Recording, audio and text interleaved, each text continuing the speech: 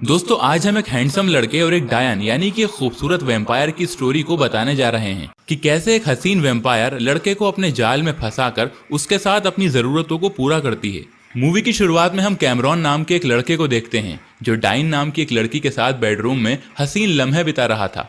ये दोनों अभी क्लोज आ ही रहे थे कि तभी कैमरॉन की आंख खुल जाती है, यानी ये सिर्फ एक हसीन सपना था। ये सोचकर कैमरॉन थोड़ा उदास हो जाता है। कैमरॉन एक स्टूडेंट था और ये अपनी ही कॉलेज की स्टूडेंट डाइन को पसंद करता था, इसीलिए ये सपने में भी इसी को इमेजिन करता है। इस खूबसूरत सपने के टूटने के बाद कैमरॉन अपनी फैमिली के पास आता है और उनके साथ ब्रेकफास्ट करने लगता है। कैमरॉन की फैमिली में उसके साथ सिर्फ उसके पेरेंट्स ही थे जो उसके फ्यूचर को लेकर काफी सीरियस थे। इसीलिए कैमरॉन के फादर इसे करियर पर ध्यान देने को कहते हैं, क्योंकि अब कॉलेज की भी छुट्टियां हो चुकी थीं। अपने फादर से डांट सुनने के बाद कैमरॉन रेडी होकर आइसक्रीम पार्लर में जाता है जहां इसकी जॉब लगी थी, लेकिन यहां पहुंचने में इसे काफी लेट हो जाता है, जिस वजह से इसे यहाँ भी अपने बॉस से डांट सुननी पड़ती है। इसके बाद सीन शिफ्ट होता है एक खूबसूरत सी लड़की पर। इसका नाम था विक्टोरिया। ये कैमरॉन के घर के पास ही अभी अभी शिफ्ट हुई थी। इधर कैमरॉन का बॉस लेट आने की वजह से उसे एक्स्ट्रा काम करने के लिए कहता है, लेकिन कैमरॉन साफ इनकार कर देता है और बताता है कि आज डाइन के साथ उसकी डेट है, और फिर स्टोर से निकलकर डाइन के घर पहुंच जाता है। कैमरॉन ने काम से बचने के लिए ही डेट का बहाना बनाया था।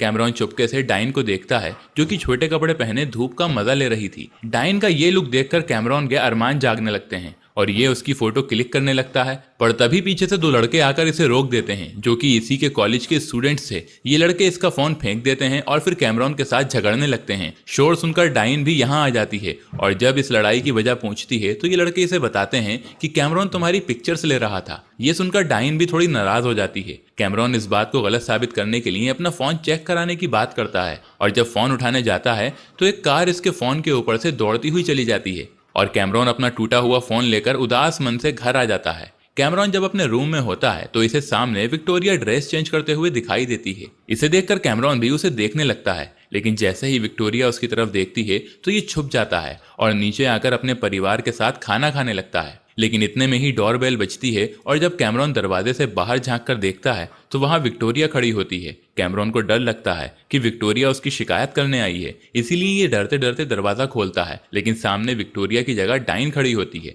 डाइन इसे अपने साथ बाहर हैंग आउट करने के लिए कहती है और कैमरॉन भी तुरंत राजी हो जाता है। दोनों पिज्जा रेस्टोरेंट में जाते हैं और यहाँ डाइन कैमरॉन को सिर्फ एज अ फ्रेंड ट्रीट करती है और तभी यहाँ कैमरॉन का दोस्त मार्टिन भी आ जाता है, जिसे देख डाइन को अच्छा नहीं लगता। जब कैमरॉन मार्टिन को पास बुलाता है तो यहाँ हम नोटिस करते हैं कि मार्टिन भी डाइन को देखकर कुछ खास खुश नहीं है। ये बात कैमरॉन भी नोटिस करता है, इसीलिए डाइन से इसकी वजह पूछता है। डाइन बताती है कि पहले मैं मार्टिन के साथ रिलेशनशिप में थी, पर हमारा रिलेशन कुछ खास नहीं रहा, इसीलिए हम दोनों अलग हो गए। ये सुनकर कैमरॉन को बहुत बुरा फील होता है, क्योंकि वो ये नहीं चाहता था कि इसकी क्रश डाइन का नाम किसी और लड़के से जुड़ा हो। बात करते वक्त कैमरॉन की नजर पीछे खड़ी विक्टोरिया पर जाती है जो कि इसे बहुत अजीब तरीके से घूर रही थी। ये बात कैमरॉन को काफी अनकंफर्टेबल फील कराती है, इसीलिए वो भागकर अपने रूम में पहुंच जाता है और जब पर्दा हटाकर विक्टोरिया के घर की ओर देखता है तो अब भी विक्टोरिया की नजर कैमरॉन पर ही होती है। अचानक से विक्टोरिया गायब हो जाती है और कैमरॉन के पीछे खड़ी हो जाती है। ये देख कैमरॉन बहुत हैरान होता है। विक्टोरिया कैमरॉन से कहती है कि तुम जासूसी कर रहे हो। इस पर कैमरॉन सॉरी बोलता है, पर विक्टोरिया इसे माफ नहीं करती, बल्कि माफ करने के बदले इसे एक जगह साथ चलने को कहती है। हालांकि कैमरॉन इसके साथ नहीं जाना चाहता था, लेकिन विक्टोरिया जब इसको पेरेंट्स से शिकायत करने की धमकी देती है तो ये भी मजबूरन इसकी बात मान लेता है। विक्टोरिया कैमरॉन को लेकर एक बिल्डिंग के पास पहुंचती है और इसकी गाड़ी की चाबी भी अपने पास रख लेती है और फिर खुद एक आदमी के साथ अंदर चली जाती है। काफी देर बीत जाती है लेकिन विक्टोरिया बाहर नहीं आती, इसीलिए कैमरॉन अंदर जाने का फैसला करता है और जैसे ही कदम बढ़ाता है तो बिल्डिंग से वही आदमी जो विक्टोरिया के साथ अंदर गया था वो जख्मी हालत में बाहर आ जाता है और इससे हेल्प मांगता है, लेकिन कैमरॉन डर कर कार में बैठ जाता है। इतने में ही विक्टोरिया भी बाहर आ जाती है जिसके मुंह पर काफी सारा खून लगा था। ये कैमरॉन के सामने ही इस आदमी का खून पी लेती है और इसकी यहीं पर मौत हो जाती है।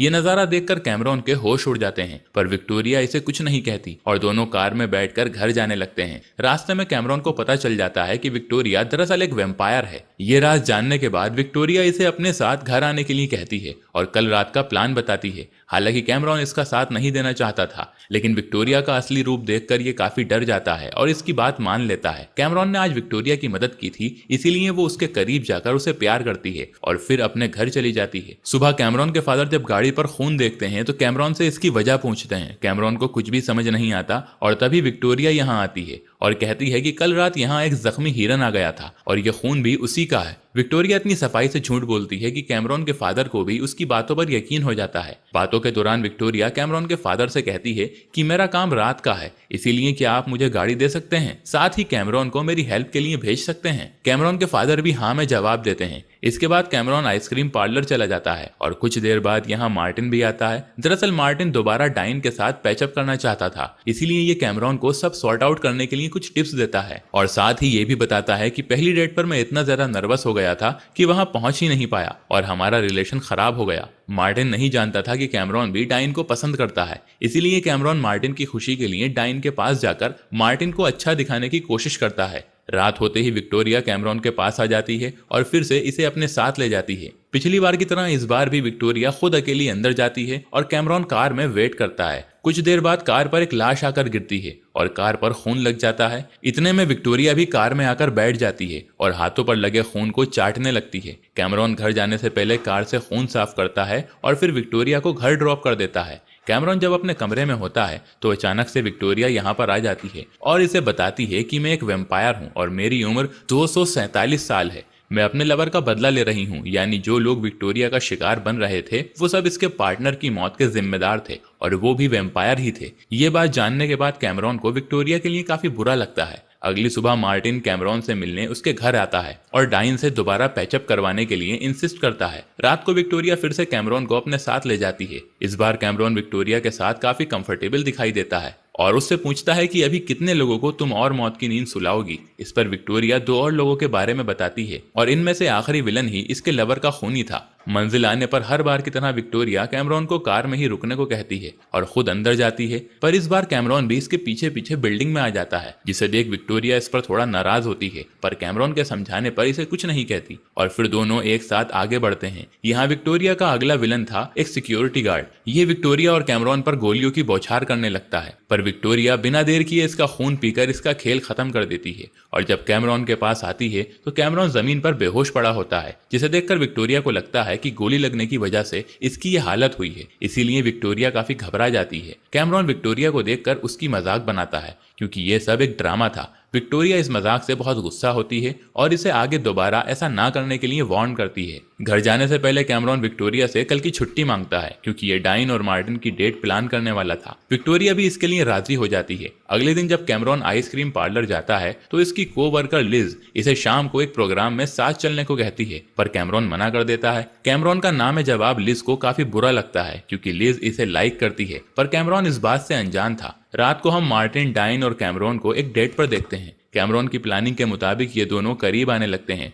और इन्हें अकेला छोड़कर कैमरॉन यहाँ से चला जाता है और बाहर इसे विक्टोरिया मिलती है। कैमरॉन विक्टोरिया से अपनी फीलिंग्स शेयर करते हुए कहता है कि मैं डाइन को पसंद करता हूँ। ये सुन विक्टोरिया बड़ी हैरानगी से पूछती है कि फिर तुम डाइन और मार्टिन को एक कपल क्यों बना रहे हो। इस पर कैमरॉन कहता है कि मुझे भरोसा है डाइन मेरे पास ही आएगी। इसके बाद दोनों आइसक्रीम पार्लर जाते हैं जहां इन्हें वही लड़के दिखते हैं जिन्होंने कैमरॉन का फोन फेंका था, इसीलिए आज कैमरॉन इनसे अपना बदला लेता है और विक्टोरिया इसे फुल सपोर्ट करती है और इन लड़कों को वार्निंग देती है कि अब कभी कैमरॉन को नुकसान पहुंचाने के बारे में ना सोचें। लड़ाई की वजह से कैमरॉन के हाथ में बहुत दर्द होता है। ये देख विक्टोरिया इसे एक लिक्विड पिलाती है जिससे कैमरॉन के शरीर में एक अलग ही फुर्ती आ जाती है और ये मजे से डांस करने लगता है। रात में विक्टोरिया कैमरॉन के कमरे में आकर उसके क्लोज आने की कोशिश करती है और इतने में कैमरॉन के फादर भी आ जाते हैं, लेकिन इन दोनों को साथ देखकर वो सॉरी बोलकर यहाँ से चले जाते हैं। कैमरॉन डाइन से प्यार करता था, इसीलिए विक्टोरिया के क्लोज आ जाने से मना कर देता है। अगली सुबह मार्टिन आकर बताता है कि फिर से डाइन और मेरी लड़ाई हो गई है। ये सुनकर कैमरॉन को थोड़ी खुशी होती है और ये मार्टिन को बाय बोलकर यहाँ से चला जाता है। इधर शॉपिंग के दौरान डाइन और विक्टोरिया एक दूसरे से मिलती हैं और दोनों में कुछ बातें होती हैं।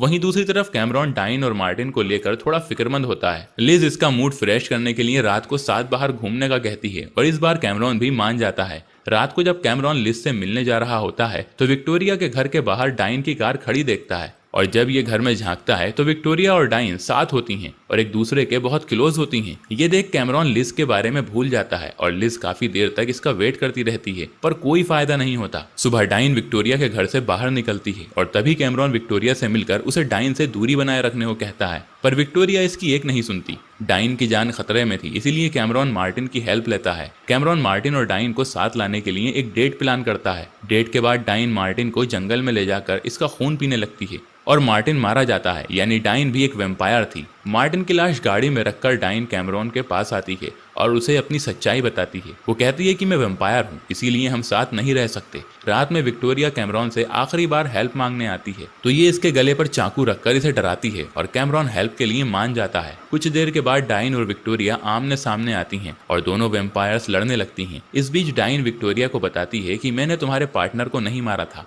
बल्कि मैं ही थी जिसने आखिरी टाइम में उसकी मदद की थी। और ये सुनकर दोनों की लड़ाई थम जाती है और दोनों वेम्पायर्स एक दूसरे के क्लोज आने का फैसला करती हैं और इंसानी लोगों के बीच से कहीं दूर रहने का डिसाइड करती हैं। जाते वक्त डाइन कैमरॉन को प्यार करती है और फिर दोनों वेम्पायर्स यहाँ से चली जाती हैं और इस मोमेंट पर यह कहानी खत्म हो जाती है। दोस्तों, अगर आपको वीडियो पसंद आए तो वीडियो को लाइक करें, चैनल पर नए हैं तो चैनल को सब्सक्राइब करें और नोटिफिकेशन वाले बेल आइकन को जरूर दबाएं ताकि अगली अपडेट सबसे पहले आपको मिले।